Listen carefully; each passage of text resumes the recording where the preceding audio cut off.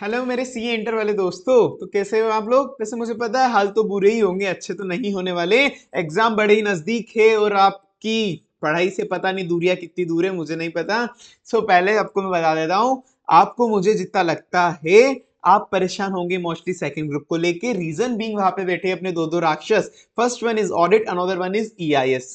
So for that जो help मैं कर सकता हूँ ईआईएस के लिए, अगर आप मुझे पहले टेलीग्राम चैनल या यूट्यूब चैनल पे फॉलो कर रहे हो तो वहां पे मैंने ईआईएस की जितनी भी ट्रिक्स हो सकती थी, मतलब सारे टॉपिक्स को याद करने की जितनी भी मैक्सिमम पॉसिबल ट्रिक्स, मतलब ऑलमोस्ट सारे टॉपिक की थी। कैसे याद करना है वो आपको मैंने पीडीएफ शेयर कर दिया टेलीग्राम चैनल पे। You can check it from my Telegram channel, link is given in the description box. Another one, let's come on the audit part. Audit भी मैं तुमको बता देता हूं पहले, अगर तुमको नहीं वाजिब है आईसीआई के गेम से, तुम वाजिब नहीं हो।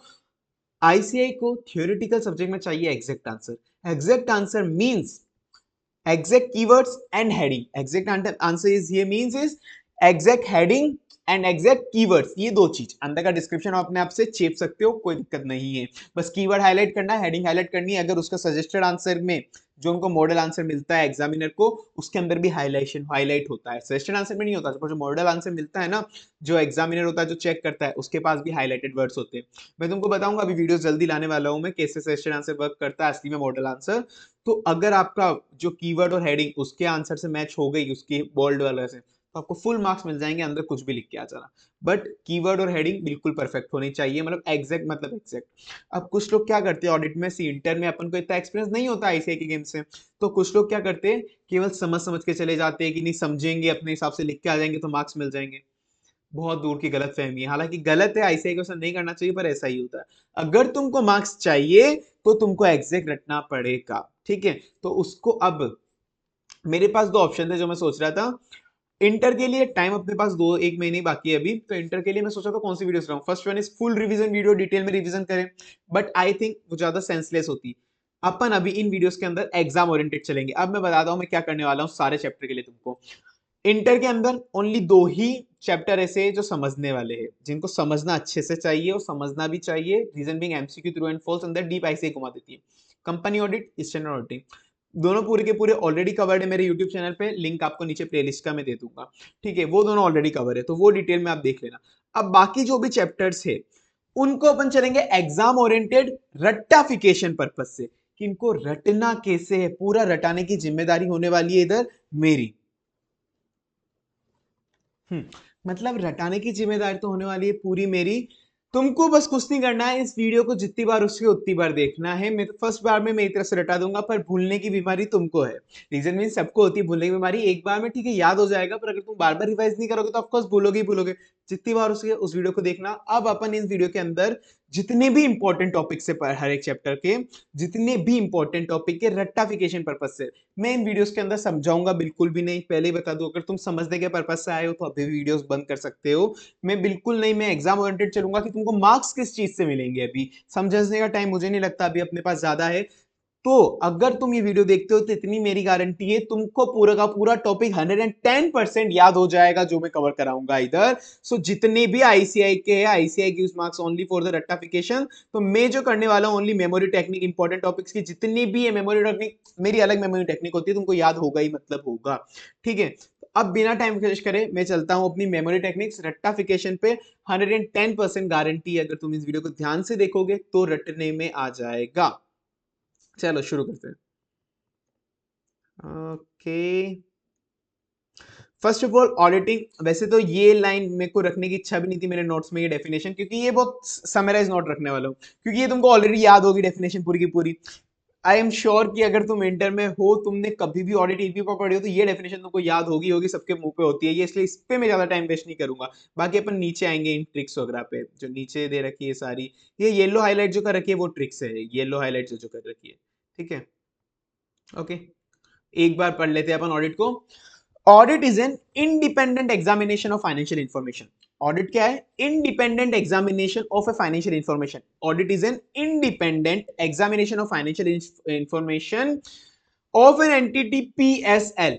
एंटिटी पीएसएल, एंटिटी पीएसएल, मेरे साथ बोलो, एंटिटी पीएसएल। चाहे एंटिटी प्रॉफिट कमाती नहीं कमाती, हमको उसका इंडिपेंडेंट एग्जामिनेशन करना है। चाहे एंटिटी छोटी हो बड़ी हो साइज कैसी भी हो, हमको इंडिपेंडेंट एग्जामिनेशन करना है। एल से लीगल, पी से प्रॉफिट, एस से साइज, एस एल, एल से लीगल, पी से प्रॉफिट, एस से साइज, एल से legal, P S L, P से प्रॉफिट, एस से साइज, एल से legal. Audit is an independent examination, independent examination करना है मुझे। ओ for financial information, independent examination किसका करना है? फाइनेंशियल इंफॉर्मेशन का। इंडिपेंडेंट एग्जामिनेशन किसका करना है? Financial information of an entity PSL, profit size legal, मतलब irrespective whether profit oriented or not, irrespective of size and legal form, when such examination is carried to express an opinion, अपन को क्या करना है? Opinion देना है। अपन को क्या करना है? ओपिनियन देना है।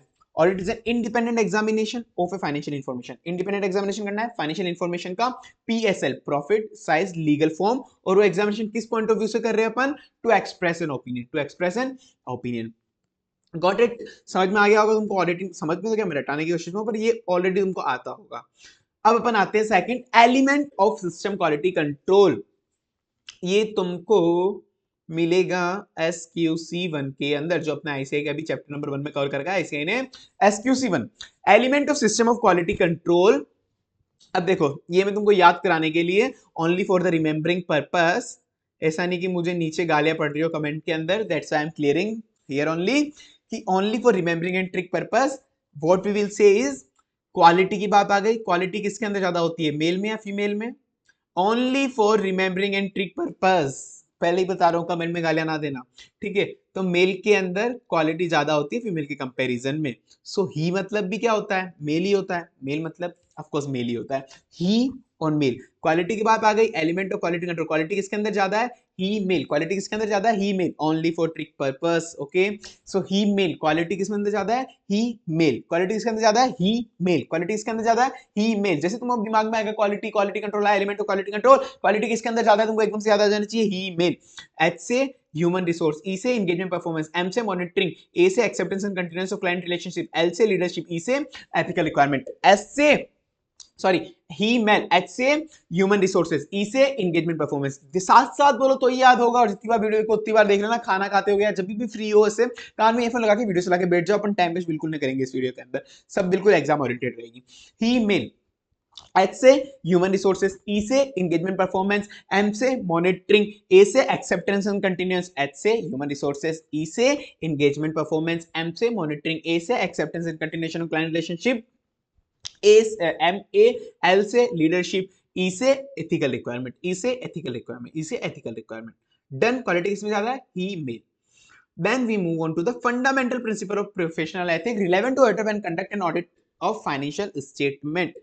कौन कौन से फंडामेंटल प्रिंसिपल्स बता रखे प्रोफेशनल एथिक्स ने? तुम जानते नहीं होंगे भी प्रोफेशनल एथिक्स, चलो छोड़ो।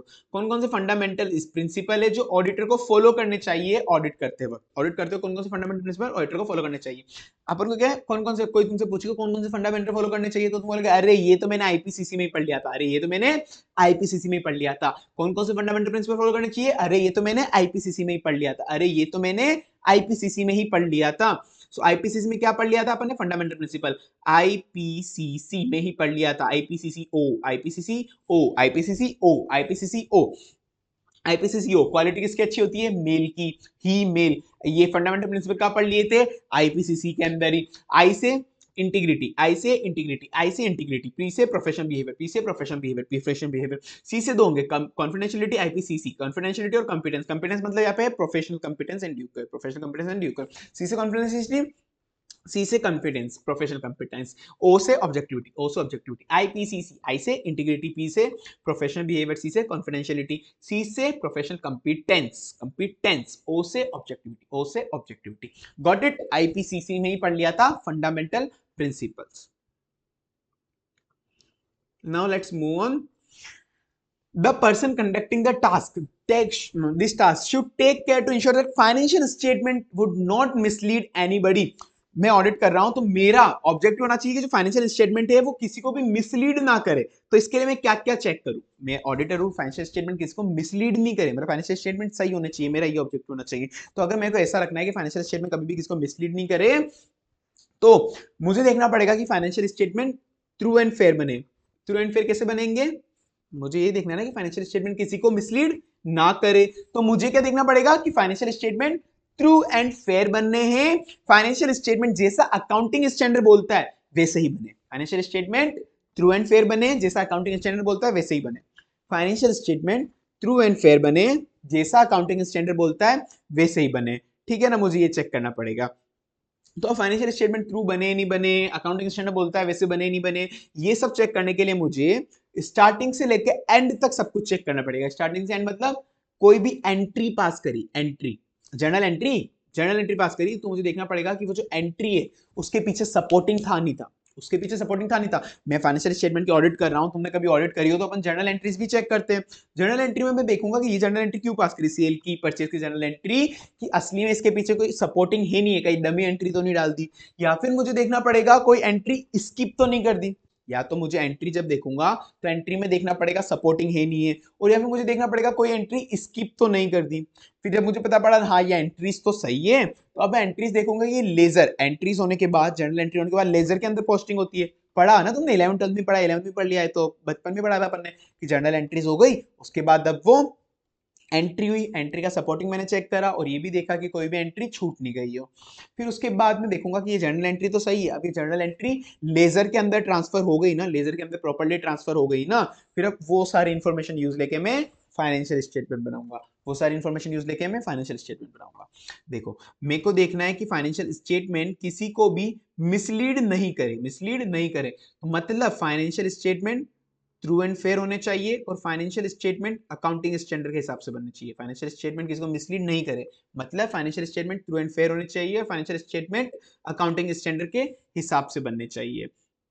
तो इसके लिए मुझे क्या करना पड़ेगा, मुझे शुरू से लेकर एंड तक की चीज देखनी पड़ेगी, एंट्रीज देखनी पड़ेगी कि एंट्रीज सही है नहीं है, एंट्रीज सब सही है नहीं है, मुझे देखना पड़ेगा कोई एंट्रीज जो भी पास करी है, एंट्रीज जो भी पास करी है उसका सपोर्टिंग है, और एंट्रीज वो भी देखना पड़ेगा कोई एंट्रीज स्किप तो नहीं हो गई, जो पास करी उसका सपोर्टिंग तो है और कोई एंट्री स्किप तो नहीं हो गई। फिर जब मुझे पता पड़ा एंट्री तो सही है, तो एंट्री कहाँ पे ट्रांसफर होती है, एंट्री बाद में लेजर के अंदर ट्रांसफर होती है, लेजर के अंदर ही होती है ना, ऑफकोर्स एंट्री का लेजर बनता है। फिर वो सारी इंफॉर्मेशन एंट्रीज लेजर वगैरह सारी इंफॉर्मेशन मिला के मैं फाइनेंशियल स्टेटमेंट बनाऊंगा। ठीक है, ये मेरा काम हो गया। तो अब मुझे देखना है फाइनेंशियल स्टेटमेंट किसको मिसलीड ना करे, ये तो है ट्रिक और ये है इसका हेड पॉइंट जो आईसीआई के है। तो अब ट्रिक के अंदर फाइनेंशियल स्टेटमेंट ट्रू मिसलीड नहीं करे, मतलब financial statement true and fair होने चाहिए, अकाउंटिंग स्टैंडर्ड के हिसाब से बनने चाहिए। Account statement of account present is true and fair picture of result and asset and liability, true and fair होना चाहिए। ट्रू एंड फेयर मतलब रिजल्ट, यहाँ पे रिजल्ट का मतलब हो गया एक तरीके से पी एंड एल का रिजल्ट, और यहाँ पे असेट एंड लाइबिलिटी। जो ट्रू एंड फेयर क्या होना चाहिए, रिजल्ट भी ट्रू एंड फेयर होना चाहिए, असेट लायबिलिटी भी ट्रू एंड फेयर होनी चाहिए। सम एक और चीज जो मैं ट्रिक बोल रहा हूं याद कराने के लिए, ये नहीं है कि इसका मतलब भी हेड पॉइंट का मतलब भी असली में क्रक्स का मतलब वही हो, मैं केवल ट्रिक बोल रहा हूं याद कराने के लिए, उनका मतलब कुछ और हो सकता है, बस मैं तुमको कीवर्ड और हेडिंग याद करानी है, इसलिए मैं तुमको एक बार यूं ही कुछ भी बोलता जाऊंगा, तो उसका मीनिंग पे मत जाना। ठीक है ना, मैंने पहले कहा था समझने की पर्पज पे अपन कर नहीं रहे, अभी केवल याद करना है अपन को। Financial statement true and fair होना चाहिए, अकाउंटिंग स्टैंडर्ड के हिसाब से बनना चाहिए। Financial statement properly classified describe as per accounting standard, financial statement accounting standard के हिसाब से बनना चाहिए, ट्रू एंड फेयर होना चाहिए। फिर मेरे को देखना पड़ेगा स्टार्टिंग से एंड तक, मतलब एंट्रीज, कोई एंट्रीज जो भी पास करी उसके सपोर्टिंग तो थी ना, एंट्रीज के पास entries supported by the sufficient appropriate audit evidences, support करता है एविडेंस से, कोई भी एंट्री स्किप तो नहीं हुई है ना, एंट्रीज ओमिट तो नहीं हुई ना कोई भी, none of the entries omitted. फिर ये एंट्रीज जब सही होगी तो मैं देखूंगा कि वो लेजर अकाउंट में ट्रांसफर प्रॉपर्ली हो गई ना।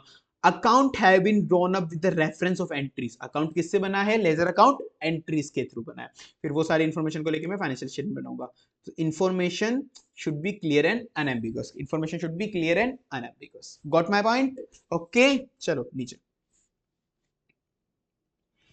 Limitation of internal control, internal control की भी लिमिटेशन होती है। तो इंटरनल कंट्रोल की क्या लिमिटेशन होती है, ऑडिटर को आईसी का चुम्मा, ऑडिटर आईसी को चुम्मा देगा, ऑडिटर आईसी को चुम्मा देगा, ऑडिटर आईसी को क्या देगा, चुम्मा देगा, ऑडिटर आईसी को चुम्मा देगा, ऑडिटर आईसी को चुम्मा देगा।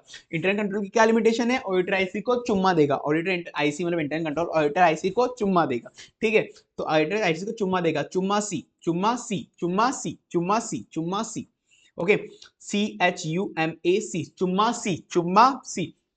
फर्दर ये जो नोट्स है ना मेरे, वो टेलीग्राम चैनल पे तुमको नीचे मिल जाएंगे फ्री में, नीचे डिस्क्रिप्शन में तुमको लिंक दे दूंगा। ओके, तो चुम्मा सी, चुम्मा सी, सी कॉल्यूजन अमॉन्ग पीपल, सी का मतलब क्या है, सी से कॉल्यूजन अमॉन्ग पीपल, बहुत सारे लोग कॉल्यूट करके इंटरनल कंट्रोल को धोखा दे सकते हैं, मैं भी समझाऊंगा नहीं, चलो छोड़ो। एच से human judgement in decision making, C से कॉल्यूजन, एच से human judgement in decision making, U से unusual nature of transaction, M से मैनेजमेंट जजमेंट, ए से abuse of authority by control owner, C से कॉस्ट बेनिफिट एनालिसिस। ठीक है, C H U M A, चुम्मा C, चुम्मा C से collusion among the employee, C से collusion among the employee, S से human judgement in decision making, human judgement और human error whatever you can say, U से unusual nature of transaction, C H U M, M से management judgement, M से management judgement, M A से abuse of authority by the control owner, abuse of authority by the control owner, C से वापस cost benefit analysis, सी से वापस cost benefit analysis, सी से दो आ रहे थे, ऊपर ऊपर आया था कॉल्यूजन अमंग द पीपल, फिर लास्ट वाला सी में क्या आया था, कॉस्ट बेनिफिट एनालिसिस, चुम्मा C, done, got it. Auditor IC को चुम्मा देखा, ऑडिटर आईसी को चुम्मा देखा, limitation of internal control. Then let's go to principal aspect to be cover in getting account audited. मुझे कोई भी अकाउंट ऑडिट करना है तो उसका क्या प्रिंसिपल एस्पेक्ट मुझे एटलीस्ट कवर करना चाहिए, मुझे क्या ऑडिट करते हो, क्या क्या प्रिंसिपल एस्पेक्ट फॉलो करना चाहिए, क्या क्या चीज चेक करनी चाहिए, वो सब। अगर मुझे ऑडिट करना है तो मुझे फाइनेंशियल स्टेटमेंट शुरू से लेके एंड तक ध्यान से पूरा का पूरा चेक करना पड़ेगा, शुरू से लेके एंड तक। प्रिंसिपल एस्पेक्ट क्या होना चाहिए अकाउंट ऑडिट करने के लिए, शुरू से लेके एंड तक। एक और चीज मैंने तुमको बोली थी शुरू से लेके एंड तक चेक करनी है, ये वाली इधर थी, एंट्रीज से लेके, एंट्रीज है सपोर्टिंग तो है ना, मतलब financial statement would not mislead anybody, entries है, एंट्रीज का सपोर्टिंग भी है, कोई भी एंट्री स्किप नहीं हुई है, वो लेजर के अंदर गई है, जर्नल एंट्री के बाद लेजर के अंदर गई है, फिर उस इंफॉर्मेशन से अपन फाइनेंशियल स्टेटमेंट बनाएंगे। ठीक है, तो अभी मैं एक और तुमको क्या बोल रहा हूँ, स्टार्टिंग से एंड तक करेंगे, वो मैं बोल रहा हूँ principal aspect in accounting audited. ठीक है, ऊपर वाला था financial statement would not mislead anybody, यहाँ पे principal aspect to be covered in getting account audited, got it. So so, कोई भी 5 पॉइंट याद कर लेना, इसके अंदर सारे याद करने की जरूरत नहीं है वैसे तो, क्योंकि ऐसे ही मैक्सिमम जो पूछता है क्वेश्चन 5-6 मार्क्स का पूछता है, हर एक पॉइंट का 1 मार्क्स होता है। ठीक है, मैं तो एक बार जितना हो सकता है याद कराऊंगा, बाकी तुम 5-1 देख लेना तुम्हारे हिसाब से। तो अब चलो, शुरू से लेकर एंड तक मेरे को हर एक चीज ऑडिट करनी है, शुरू से लेकर एंड तक, मतलब पहले हमेशा कुछ भी होता है पहले एक ट्रांजेक्शन होगा एक कंपनी के अंदर, ट्रांजेक्शन मतलब सेल, परचेज, एक्सपेंस, कुछ भी कोई भी पहले एक ट्रांजेक्शन होगा, उस ट्रांजेक्शन को मैं बुक्स में रिकॉर्ड करूंगा। कोई भी ट्रांजेक्शन होगा, ध्यान से समझना, कोई भी ट्रांजेक्शन होगा उस ट्रांजेक्शन को मैं बुक्स में रिकॉर्ड करूंगा, ट्रांजेक्शन हुआ, ट्रांजेक्शन को बुक्स में रिकॉर्ड करा, फिर उस बुक्स के अंदर ट्रांजेक्शन रिकॉर्ड करने के बाद मैं उससे बनाऊंगा बुक्स से profit and loss and balance sheet, मतलब फाइनेंशियल स्टेटमेंट बनाऊंगा, बैलेंस शीट एंड पी&एल बनाऊंगा मैं। ट्रांजेक्शन हुआ, ट्रांजेक्शन को बुक्स में रिकॉर्ड करा, बुक्स में रिकॉर्ड करने के बाद उससे मैंने बैलेंस शीट पी&एल बनाया, समझ रहे हो, याद स्टेप समझ में आ रही है ना, नॉर्मल स्टेप्स है। फिर मैं देखूंगा कि बैलेंस शीट की एसेट एंड लायबिलिटी तो सही है यार, चलो ऐसे समझा देता हूं मैं। कोई भी ट्रांजेक्शन हुआ, ऊपर से लेके चलते हैं, ये रहा, वैसे तो लिख ही रखा है ना, ट्रांजेक्शन हुआ, उस ट्रांजेक्शन को मैंने बुक्स के अंदर रिकॉर्ड करा, फिर उस बुक्स में से मैंने पूरा नॉर्मल प्रोसेस है, बैलेंस शीट एंड पी&एल बनाई, इस बैलेंस शीट से मैं देखूंगा कि एसेट एंड लायबिलिटी तो सही है ना, और इस पी&एल से देखूंगा कि इस पी&एल का रिजल्ट तो सही है ना, गॉट इट, पूरा लिंकेज जा रहा है। फिर मुझे पता पड़ गया हाँ सब कुछ सही है, तो फाइनली मैं रिपोर्टिंग कर दूंगा, मुझे सब कुछ पता पड़ गया कि सब कुछ सही है, तो फाइनली मैं रिपोर्टिंग कर दूंगा। ठीक है, तो principal aspect in covering account audited. Transaction मुझे सबसे पहले चेक करना है, मुझे वेरिफिकेशन करना है authenticity and validity of transaction. क्या करना है, वेरिफिकेशन करना है authenticity and validity of transaction उसके सपोर्टिंग डॉक्यूमेंट के साथ। ठीक है, वही जो एंट्रीज के अंदर था, एंट्रीज की सपोर्टिंग चेक करनी है, ट्रांजेक्शन को बुक्स में रिकॉर्ड कराना। तो मुझे यहाँ पे देखना है अर्थमेटिकल एक्यूरेसी चेक करनी है बुक्स ऑफ अकाउंट्स की, अर्थमेटिकल एक्यूरेसी चेक करनी है बुक्स ऑफ अकाउंट्स की। Balance sheet P and L, comparison of balance sheet in P and L with the underlying record, comparison of balance sheet P and L with the underlying record.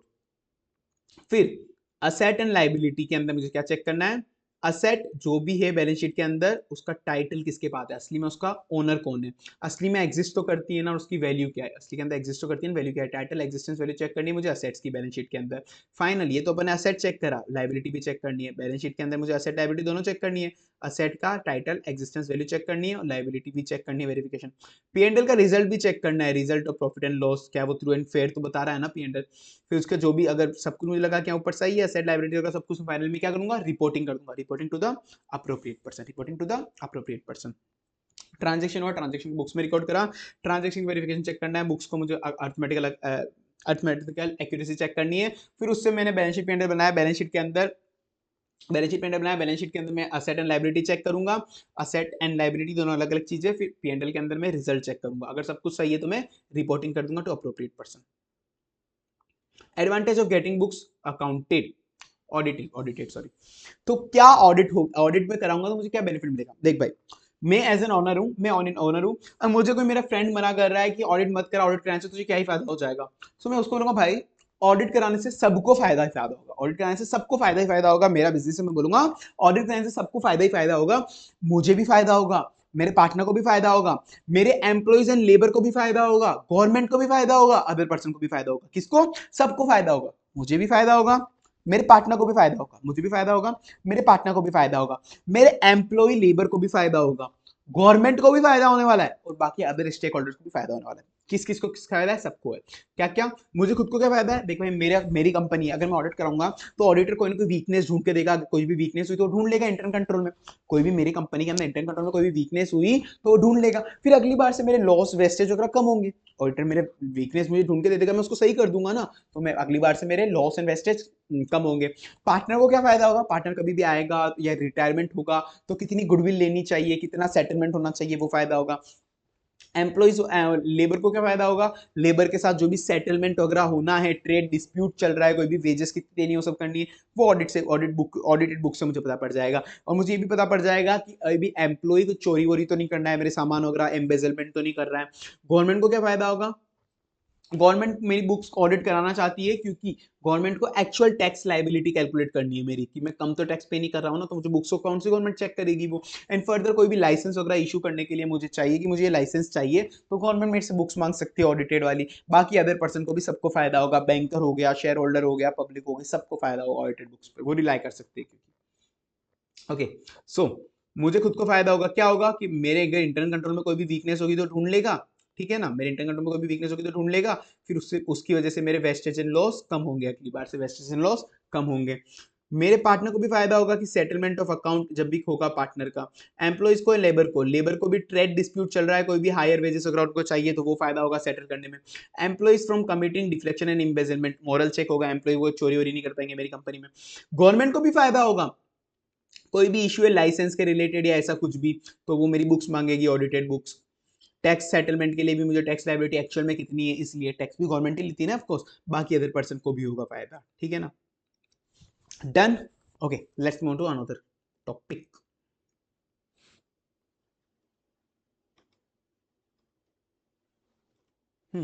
So eight topic is, किस 5 तरह के threats बताओ जो अपने professional accountant को हो सकते हैं, मतलब ऐसे चार्टेड अकाउंटेंट मानो वही प्रोफेशनल अकाउंटेंट, 5 तरह के थ्रेट क्या हो सकते हैं? मुझे क्या थ्रेट हो सकता है एज एन ऑडिटर? अगर मैंने कोई भी गलती निकाली तो हो सकता है क्लाइंट मुझे फांसी पे चढ़ा दे, अगर मैं एज एन ऑडिटर, मुझे क्या थ्रेट हो सकता है? अगर मैंने कोई भी गलती निकाली तो हो सकता है क्लाइंट मुझे फांसी पे चढ़ा दे, हो सकता है क्लाइंट मुझे फांसी पे चढ़ा दे, मैंने कोई भी गलती निकाली, क्लाइंट को गुस्सा आ जाएगा, क्लाइंट मुझे फांसी पे चढ़ा दे, क्लाइंट मुझे फांसी पे चढ़ा दे। FASSI, क्लाइंट मुझे फांसी पे चढ़ा दे।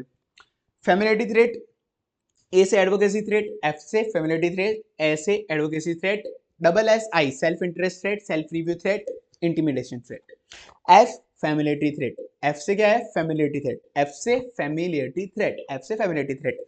Double A, sorry single A double S, A से एडवोकेसी थ्रेट, ए से एडवोकेसी थ्रेट, एस से सेल्फ रिव्यू, एस से सेल्फ रिव्यू और self interest, self review self interest, self review self interest, familiarity advocacy self interest self review, I से intimidation threat, आई से intimidation threat. Okay, कोई भी गलती निकाल तो क्लाइंट हो सकता है मुझे फांसी पे चढ़ा दे। Okay, let's move to 9th question. Auditor client से कब रिक्वेस्ट कर सकता है कि टर्म्स ऑफ एंगेजमेंट चेंज करानी है? मैंने ऑडिट ले ली, टर्म्स ऑफ एंगेजमेंट होती है ना, तुम जानते होंगे, ऐसे 210 टर्म्स ऑफ एंगेजमेंट, एक बार एंगेजमेंट की टर्म्स हो गए कि मेरे को ऑडिट ऐसे ऐसे करनी है, क्लाइंट मुझे ये डाटा देगा, मेरा ये स्कोप होगा, तो मैं कब कब बोल सकता हूं क्लाइंट को कि मुझे टर्म्स ऑफ एंगेजमेंट चेंज करानी है?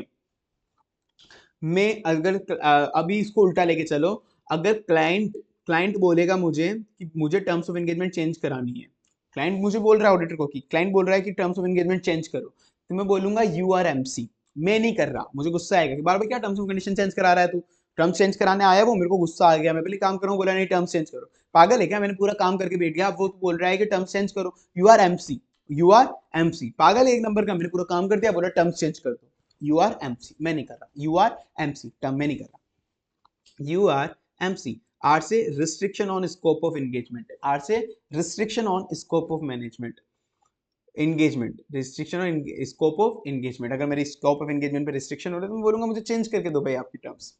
Restriction on scope of engagement, R से रिस्ट्रिक्शन, आर से रिस्ट्रिक्शन, आर से रिस्ट्रिक्शन, एम से मिसअंडरस्टैंडिंग, सी से चेंजेस, एम से misunderstanding, misunderstanding of nature of audit, misunderstanding of nature of audit, C से changes in the circumstances, C से changes in the circumstances, C से changes in the circumstances, C से changes in the circumstances, C से changes in the circumstances, R से restriction on scope of engagement, R से restriction in the scope of management, restriction on the scope of management, restriction on the scope of management, R से restriction on the scope of management, U R M C, R से restriction, R से restriction, R M C, M से misunderstanding, R से misunderstanding, C से changes in circumstances, C से changes in circumstances. Inherent limitation of an audit arise from, inherent limitation होती है audit की हमेशा, ऑडिट कभी भी एक एब्सोल्यूट एश्योरेंस नहीं दे सकता, हमेशा रीजनेबल एश्योरेंस ही देता है। तो क्या इनहेरेंट लिमिटेशन है ऑडिट की? ऑडिट की लिमिटेशन दो तरीके, दो वजह से हो सकती है, एक मैनेजमेंट की गलती, एक मेरी गलती, मतलब एक मैनेजमेंट की तरफ से, एक मेरी तरफ से।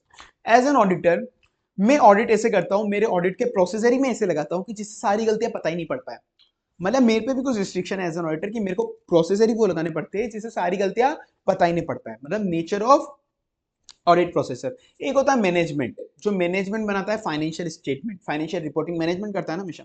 तो दो तरीके से होगा, एक तीसरा बाद में आएंगे अपन, तीन चार बाकी। एक तो ऑडिटर की गलती हो सकती है और एक मैनेजमेंट की तरफ से हो सकता है, मतलब मेरी गलती इन द सेंस कि मेरे प्रोसीजर ही ऐसे कि सारी गलतियां नहीं निकल सकती।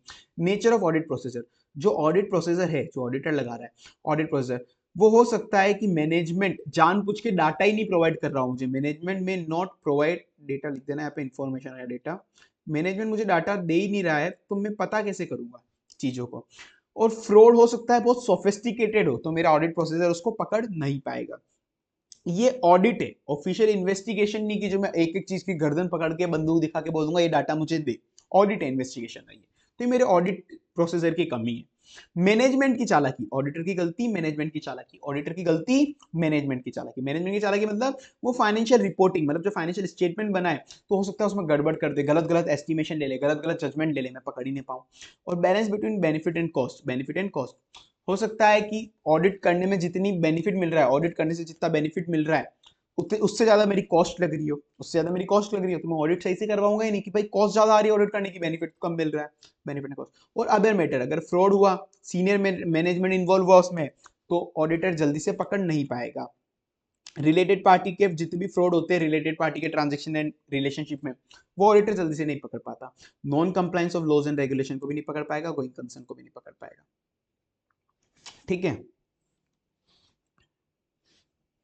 ऑडिटर की गलती, मैनेजमेंट की चालाकी, ऑडिटर की गलती, मैनेजमेंट की चालाकी, और एक benefit of benefit and cost. Auditor की गलती, मैनेजमेंट की चालाकी and benefit and cost, auditor की गलती, मैनेजमेंट की चालाकी, benefit and cost. In case of, हाँ, किसी किसी सब्जेक्ट मैटर के अंदर लिमिटेशन होता है ऑडिटर की एबिलिटी पे, मतलब ऑडिटर डिटेक्ट नहीं कर पाता है मटेरियल मिस स्टेटमेंट जो सिग्निफिकेंट हो, ऑडिटर डिटेक्ट नहीं कर पाता है मटेरियल मिस स्टेटमेंट जो सिग्निफिकेंट है। कौन कौन से ऐसे सेशन है जिसपे ऑडिटर डिटेक्ट इजीली नहीं कर पाता है मटेरियल मिस स्टेटमेंट? ट्रिक क्या है? कुछ नहीं है, लाइन से रेसेस चलो, थोड़ा सा सीक्वेंस तोड़ना पड़ेगा। ऐसे 240 250, 240 के बाद 250 आएगा, फिर एक 250, ये 50 है ना, इससे 550 लाना है तुमको, 50 से 550 लाना है, 50 से 550 लाना है, 50 से 550 लाना है, फिर 550 570, 60 को खा जाओ, अभी 60 को छोड़ो, 570। तो क्या क्या करना है? 240 250 550, 240 250 550 फिर 570। ये ऐसे है एरिया जहाँ पे मटेरियल मिसस्टेटमेंट अच्छा खासा हो सकता है, फिर भी मैं पकड़ नहीं पाऊंगा इजीली। फ्रॉड, कहीं पे फ्रॉड हो तो इजीली ऑडिटर नहीं पकड़ पाएगा, जहाँ पे सीनियर मैनेजमेंट इन्वॉल्व हो, मैंने ऊपर पहले ही बोला था। ये सारे वही पॉइंट है, अगर तुमको ये याद करने हैं ना, ये वाले नीचे याद यहाँ से हो जाएंगे, ये सेम है। Non compliance of laws and regulation, ऐसे 250, 240 फ्रॉड से डील करता है, 250 लॉज एंड रेगुलेशन से, 550 रिलेटेड पार्टी से, existence and completeness of related party transaction and relationship, 570 event and condition that may cause entity to cease the continue going concern. ठीक है, 240 250, 250 से 550 लाओ, 550 पे 560 खा जाना है अपन को, नहीं लेंगे 570 जाएंगे। डन, चलो नीचे। Information which assist the auditor in accepting and continuing the relationship with client. Client से रिलेशनशिप रखनी नहीं रखनी एज एन ऑडिटर मैं कैसे पता करूंगा? मैं भाई बता दूंगा क्लाइंट से रिलेशनशिप रखनी नहीं रखनी, पैसा दूर की चीज है, पैसा बाद में आएगा। मैं देखूंगा पहले क्लाइंट ईमानदार होना चाहिए, क्लाइंट ईमानदार होना चाहिए, मैं गलत गलत फाइनेंशियल स्टेटमेंट साइन नहीं करूंगा। क्लाइंट ईमानदार होना चाहिए, मे भी कंपिटेंट होना चाहिए उसको साइन करने के लिए। क्लाइंट तो ईमानदार होना चाहिए, पहले सामने वाले को देखो, पहले अपन सामने वाले को देखेंगे, सामने वाला कैसा है, फिर देखूंगा खुद कैसा है। सामने वाला ईमानदार है ना, तो मैं खुद देखूंगा मैं भी इतना कॉम्पिटेंट तो हूं ना भाई, इतनी बड़ी इंडस्ट्री मेरे में इतनी नॉलेज नहीं है, मैंने कभी इतनी बड़ी ऑडिट करी नहीं है, मैं मतलब मैंने अभी इतनी बड़ी ऑडिट नहीं करी, या फिर अगर ऑडिट करी भी हो सकता है वहां पे मेरा जिगरी दोस्त बैठता हो, स्कूल का फ्रेंड बैठता हो, लंगोटिया यार बैठता हो, चड्डी बड्डी मेरा बैठता हो, तो हो सकता है मैं कंपिटेंट नहीं हूं, मतलब मैं इंडिपेंडेंस क्वालिफाई नहीं कर रहा हूं वहां पे, मतलब मैं इथिकल रिक्वायरमेंट फॉलो ही नहीं कर पाऊंगा। वो बोलेगा यार मैं जिगरी यारी दोस्ती के अंदर ही कोई गलती निकालूंगा, नहीं कोई गलती निकल गई तो उसको नजरअंदाज कर दूंगा। ठीक है, सामने वाला कैसा है, मतलब सामने वाला ईमानदार तो है ना, सामने वाला कैसा है, मैं कैसा हूं, मैं कंपिटेंट तो हूं ना, और मैं इथिकल रिक्वायरमेंट तो फॉलो करता हूं ना। सामने वाला ईमानदार तो है ना, और मैं कंपिटेंट भी हूं, इथिकल रिक्वायरमेंट फॉलो भी करता हूं। ठीक है, और पिछली बार एक कांड मिला था भारी वाला, मुझे ये भी देखना पड़ेगा कि पिछली बार भारी वाला कांड मिला था उसकी वजह से कोई इफेक्ट तो नहीं आएगा ना, पिछली बार भारी वाला कांड मिला था उसकी वजह से कोई इफेक्ट तो नहीं आएगा। क्लाइंट ईमानदार है क्या? ईमानदार मतलब यहाँ पे इंटीग्रिटी है, integrity of principal owner and key management, integrity of principal owner and key management. मुझे नॉलेज तो है ना, मतलब मुझे आता तो है ना ये सब, ये ऑडिट मैंने करी नहीं इतनी बड़ी बड़ी। इंगेजमेंट टीम इज कंपिटेंट होनी चाहिए, मतलब मैं इंगेजमेंट टीम वाला। Engagement team further comply with the relevant ethical requirement, जो मैंने एक तुमको एग्जांपल दिया था इंडिपेंडेंस का जो मैंने एक एग्जांपल दिया था। इंगेजमेंट टीम मतलब मैं कंपिटेंट भी होना चाहिए और एथिकल रिक्वायरमेंट भी फॉलो करना चाहिए। पिछली बार एक भारी कांड मिला था, मतलब significant matter that have arisen during the current और प्रीवियस ऑडिट एंगेजमेंट, या तो करंट या फिर प्रीवियस ऑडिट एंगेजमेंट में कोई सिग्निफिकेंट भारी कांड मिला, सिग्निफिकेंट मैटर मिला, तो वो चीज भी इंपैक्ट कर सकता है मुझे कि रिलेशनशिप इस क्लाइंट से कंटिन्यू करनी है या तोड़ देना है, ये क्लाइंट मुझे आगे ऑडिट नहीं करनी है। Then now let's move on to the professional judgement is necessary in particular regarding decision about SA 500। Professional judgement कहाँ पे लगानी पड़ती है, ऐसे 200 बोलेगा। ऐसे 200 पूछ रहा है, अपन को बता रहा है कि प्रोफेशनल जजमेंट कहाँ पे लगानी पड़ती है। ऐसे अपन ने पढ़ा था फंडामेंटल प्रिंसिपल में, एक आईपीसीसी ओपी में पी से प्रोफेशनल जजमेंट था, तो प्रोफेशनल जजमेंट आपको कहाँ लगानी है। मुझे प्रोफेशनल जजमेंट स्टार्टिंग से लेके प्रोफेशनल जजमेंट एंड तक लगानी है। स्टार्टिंग में जब मैं ऑडिट शुरू करता हूँ, अगर तुमने कभी बिग फोर में या कोई अच्छी मतलब थोड़ी बड़ी फर्म में ऑडिट करी हो, तो उनका फर्स्ट स्टेप हमेशा होता है मटेरियलिटी निकालना। फर्स्ट स्टेप क्या होता है? मटेरियलिटी निकालना। तो मैं मटेरियलिटी निकालूंगा, फर्स्ट स्टेप क्या करूंगा? मटेरियलिटी निकालूंगा। मैं देख लूंगा कि 5 लाख रुपए इसकी मटेरियलिटी है, 5 लाख के नीचे वाला अमाउंट मुझे इग्नोर मारना है। 5 लाख की मटेरियलिटी है, 5 लाख से कम का अगर कोई भी एरर मिला तो मैं इग्नोर मार दूंगा, 5 लाख तक के अमाउंट की मैं चेकिंग करूंगा ही नहीं। तो मैं सबसे पहले दूंगा मटेरियलिटी कितनी है, वहां मुझे प्रोफेशनल जजमेंट लगाना। मटेरियलिटी निकालने के बाद मैं देखूंगा कि अब मटेरियलिटी निकालने के बाद मुझे उस पर ऑडिट प्रोसीजर लगाना है, मटेरियल आइटम पे ऑडिट प्रोसीजर लगाना है। मटेरियलिटी निकालने के बाद मुझे मटेरियल आइटम पे ऑडिट प्रोसीजर लगाना है। मटेरियलिटी निकालने के बाद मुझे मटेरियल आइटम पे ऑडिट प्रोसीजर लगाना है, और ऑडिट प्रोसीजर लगा के मुझे एविडेंस इकट्ठे करने, ऑडिट प्रोसीजर लगा के मुझे एविडेंस इकट्ठे करने। फिर मुझे देखना है कि वो जो ऑडिट एविडेंसेस मैंने इकट्ठे करे, ऑडिट एविडेंस जो मैंने गैदर करे, वो सफिशिएंट एंड अप्रोप्रिएट तो है ना, वो सफिशिएंट एंड अप्रोप्रिएट तो है ना। फिर अगर मुझे पता पड़ा कि सफिशिएंट अप्रोप्रिएट है या नहीं है, उस हिसाब से मैं कंक्लूजन दे दूंगा, स्टेप्स ऑफ ऑडिट। सबसे पहले ऑडिटर मटेरियल डिसाइड करेगा, फिर मटेरियल अमाउंट पे, मटेरियल आइटम्स पे ऑडिट प्रोसीजर लगा के ऑडिट एविडेंसेस लेगा, मटेरियल अमाउंट पे ऑडिट प्रोसीजर लगा के ऑडिट एविडेंसेस लेगा। फिर जो ऑडिट प्रोसीजर लगाए, ऑडिट एविडेंसेस लिए अपन ने, ऑडिट प्रोसीजर लगा के वो एविडेंस देखेगा कि सफिशिएंट एंड अप्रोप्रिएट तो है ना, वो ऑडिट एविडेंसेस देखेगा कि सफिशिएंट एंड अप्रोप्रिएट तो है ना। फिर ऑडिट एविडेंसेस चेक करने के बाद मेरे को पता पड़ जाएगा कि मैं क्या कंक्लूजन देना है, मतलब फ्रॉड है नहीं है, ट्रू एंड फेयर है नहीं है, वो सब मुझे पता पड़ जाएगा। तो मुझे प्रोफेशनल जजमेंट कहाँ लगाना है? मटेरियल निकालते वक्त, ऑडिट प्रोसीजर पे भी कौन सा ऑडिट प्रोसीजर लगाना चाहिए ऑडिट एविडेंसेस गैदर करने के लिए, वहां पे भी। फिर जो साई ऑडिट एविडेंसेस जो गैदर करे वो सफिशिएंट एंड अप्रोप्रिएट है या नहीं है, वो चेक करने के लिए। फिर इस ऑडिट एविडेंसेस के बिहाफ पे मैं कंक्लूजन दे दूंगा, इस ऑडिट एविडेंस के हिसाब से मैं कंक्लूजन दे दूंगा। 10 हटाओ, ये 5 अपन को देखना तो पढ़ लेना। Evaluation of management judgement, management का जजमेंट भी क्या है वो भी मुझे लगाना, इवैल्यूएट करने के लिए खुद का जजमेंट लगाना पड़ेगा। प्रोफेशनल स्केप्टिज्म कहाँ कहाँ पे लगाना पड़ता है? Professional skepticism include being alert, alert कहाँ कहाँ रहना है मुझे? जो मिला दो दिखा जो सुना, जो मिला जो दिखा जो सुना, जो मिला जो दिखा जो सुना, जो मिला जो दिखा सुना, जो मिला जो दिखा जो सुना, जो मिला जो दिखा जो सुना, जो मिला जो दिखा जो सुना, जो मिला जो दिखा जो सुना, जो मिला जो दिखा जो सुना, जो मिला जो दिखा जो सुना, जो मिला जो दिखा जो सुना, जो मिला जो दिखा जो सुना। उन सबको देख के लगता है कि और ऑडिट प्रोसीजर परफॉर्म करने पड़ेंगे। जो मिला जो दिखा जो सुना, जो मिला जो दिखा जो मिला जो दिखा जो सुना, जो मिला जो दिखा जो सुना, उन सबको देख के लगता है कि और ऑडिट प्रोसीजर परफॉर्म करने पड़ेंगे। क्या मिला? मुझे मिला कि जो ऑडिट एविडेंसेस मिला, मुझे ऑडिट एविडेंसेस मिला कॉन्ट्राडिक्ट कर रहा है अदर ऑडिट एविडेंसेस से। मुझे क्या मिला? ऑडिट एविडेंसेस मिला जो अदर ऑडिट एविडेंस से कॉन्ट्राडिक्ट कर रहा है। जो दिखा, क्या दिखा? Condition indicating possible fraud, condition that में इंडिकेट पॉसिबल फ्रॉड। मुझे दिखा कि कोई तो ऐसी कंडीशंस लग रही है यहाँ पे कि फ्रॉड हो सकता है, मुझे ऐसा दिखा। क्या मिला? Audit evidences. क्या दिखा? फ्रॉड की कंडीशन। क्या मिला? ऑडिट एविडेंसेस, मतलब कॉन्ट्राडिक्टरी ऑडिट एविडेंसेस। क्या दिखा? फ्रॉड की कंडीशन। क्या सुना मैंने सुना बातें करते वक्त, इंफॉर्मेशन सुनी, रिस्पॉन्स टू इंक्वायरी, जिससे ऐसी, मतलब बातें जो ऐसी सुनी, इंफॉर्मेशन ऐसी सुनी जिससे मुझे पता पड़ रहा है, उन बातों से, मतलब उस रिस्पॉन्स से, इंक्वायरी से मुझे पता पड़ रहा है कि जो इंक्वायरी का रिस्पॉन्स आया वर्सेस जो ऑडिट एविडेंसेस मुझे मिले, दोनों कॉन्ट्राडिक्ट कर रहे हैं। इन सबको देख के मुझे लगता है कि और ऑडिट प्रोसीजर लगाना पड़ेगा। Need for procedure in addition those required by SS, जो एसएस बोलता है उससे भी ज्यादा मुझे प्रोसीजर लगाने पड़ेंगे। जो मिला कॉन्ट्राडिक्टरी ऑडिट एविडेंसेस, जो दिखा possible condition of fraud, possible indication of fraud, ठीक है। जो सुना इंक्वायरी, रिस्पॉन्स जो हुआ अपन को, रिस्पॉन्स टू द इंक्वायरी, उन सबको देख के लगा कि और ऑडिट प्रोसीजर लगाने पड़ेंगे इन एडिशन टू एसएस, ठीक है। प्रोफेशनल स्केप्टिसिज्म लगाना जरूरी है to reduce the risk of overlooking unusual circumstances overlook नहीं हो जाए, over generalising when drawing conclusion from audit observation, using inappropriate assumption in determining NTE of audit procedure. Done, okay.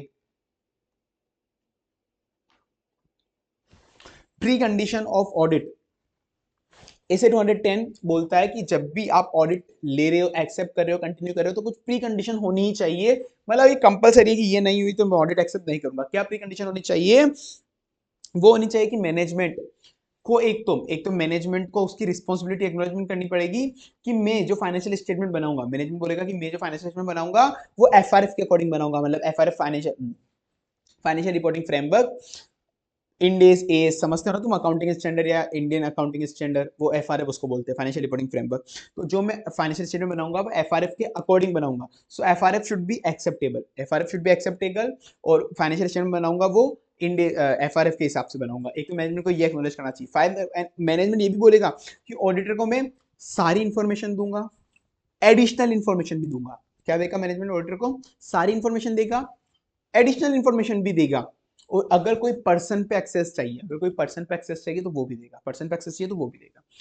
Management बोलेगा, ये दो point एक तरह से सिमिलर है, whether the FRF is acceptable, FRF acceptable है ना, और मैनेजमेंट उसकी रिस्पांसिबिलिटी एक्नॉलेज कर रहा है कि वो प्रिपेयर करेगा financial statement with applicable FRF, और वो इंटरनल कंट्रोल भी मैनेज करेगा।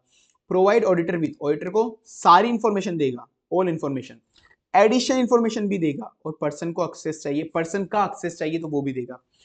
All information, additional information, person का access, all information, additional information, person का एक्सेस। एफआरएफ के हिसाब से बनाएगा, एफएस दो पॉइंट होगा एफआरएफ के, एफआरएफ एक्सेप्टेबल है क्या, और एफआरएफ के हिसाब से बनाएगा, और एक इंटरनल कंट्रोल वाला पॉइंट भी।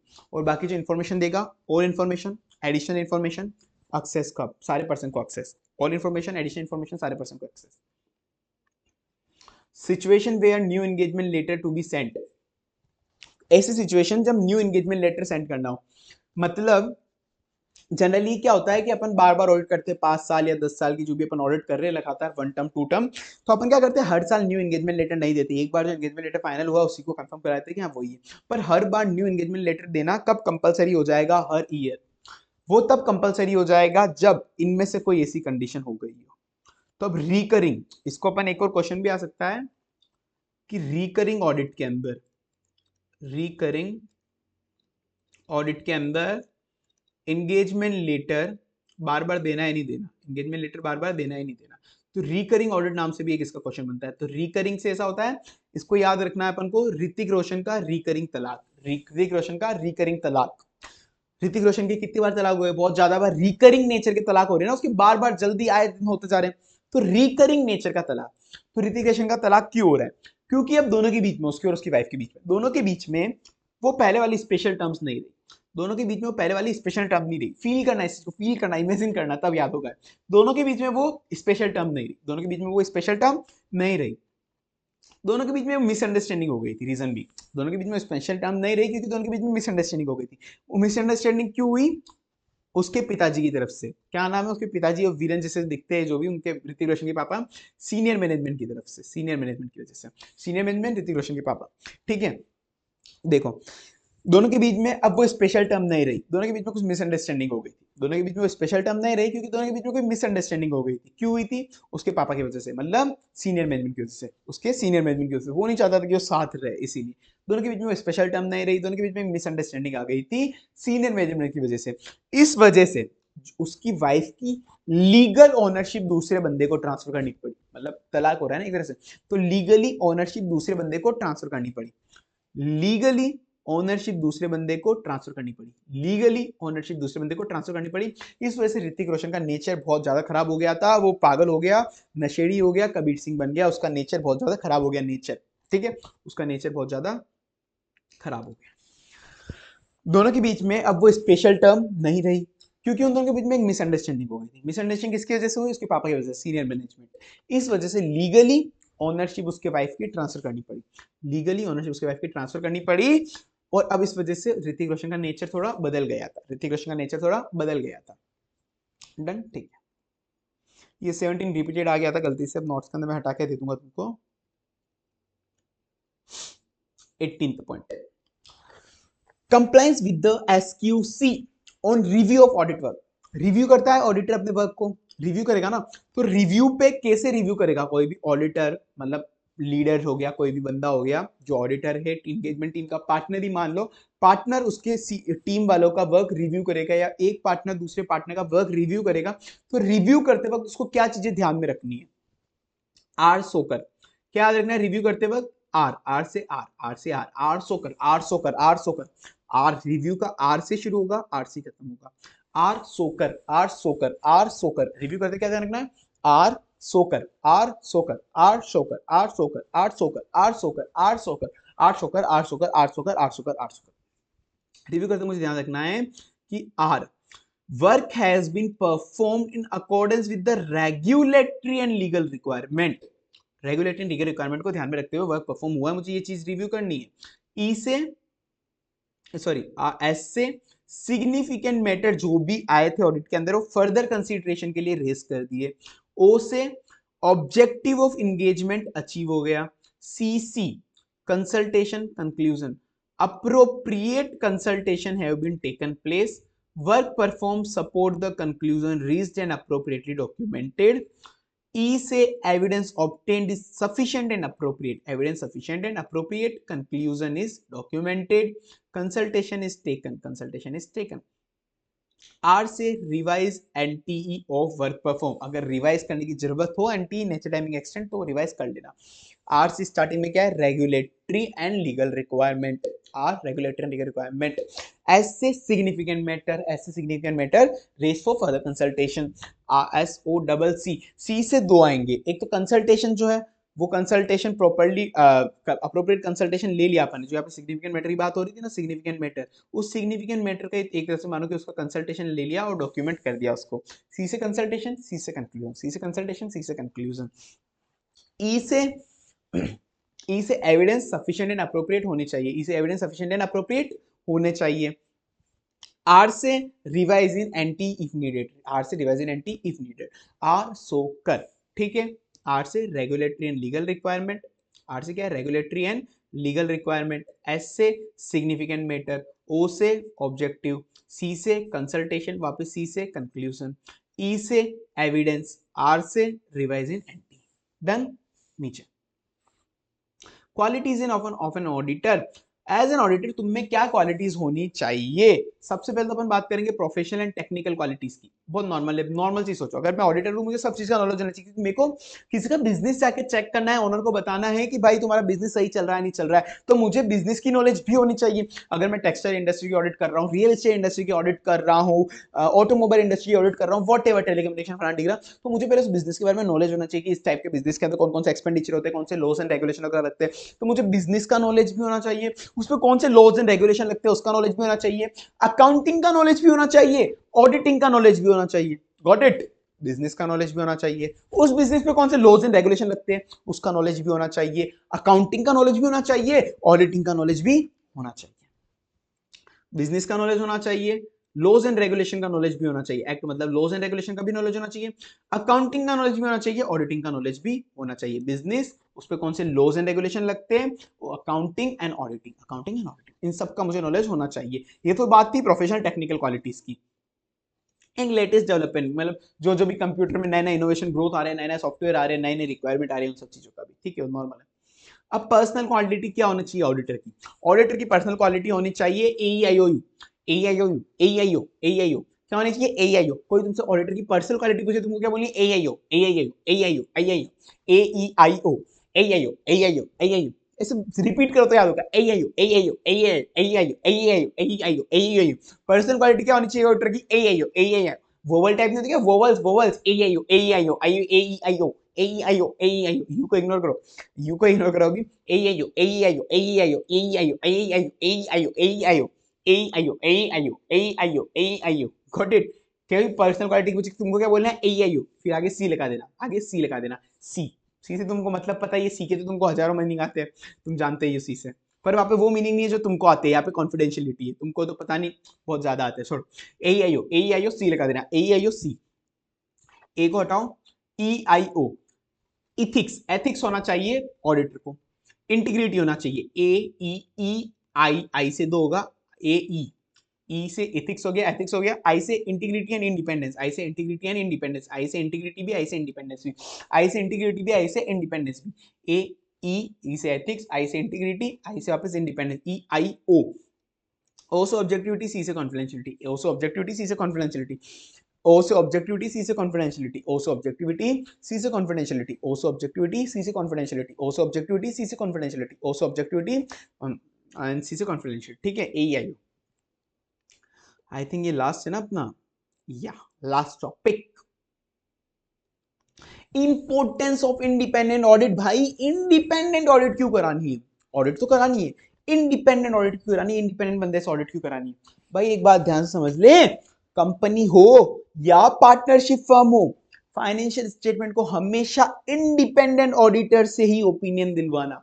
भाई एक बात तो ध्यान से समझ ले, तू मुझसे पूछ रहा है ना इंडिपेंडेंट ऑडिट क्यों करानी है, वो सब छोड़, तू बस एक बात ध्यान में रख ले कि चाहे कंपनी हो या पार्टनरशिप फर्म हो, चाहे कंपनी हो या पार्टनरशिप फर्म हो, कुछ भी हो, उसके फाइनेंशियल स्टेटमेंट को हमेशा इंडिपेंडेंट ऑडिटर से ही ओपिनियन दिलानी है, उसके फाइनेंशियल स्टेटमेंट को हमेशा इंडिपेंडेंट ऑडिटर से ही ओपिनियन दिलानी है, चाहे कंपनी हो चाहे पार्टनरशिप हो, उसके फाइनेंशियल स्टेटमेंट को हमेशा इंडिपेंडेंट ऑडिटर से ही ओपिनियन दिलानी है। चाहे कंपनी हो चाहे पार्टनरशिप फर्म हो, उसके फाइनेंशियल स्टेटमेंट को हमेशा इंडिपेंडेंट ऑडिटर से ही ओपिनियन दिलानी है। कंपनी है, कंपनी के अंदर ओनरशिप और मैनेजमेंट का डाइवोर्स होता है, मतलब ओनर अलग बंदा होता है, मैनेज उसको अलग करता है, तो इंडिपेंडेंट ऑडिट होगी तो ओनर को पता पड़ेगा कि मैनेज सही हो रही है नहीं हो रही है कंपनी।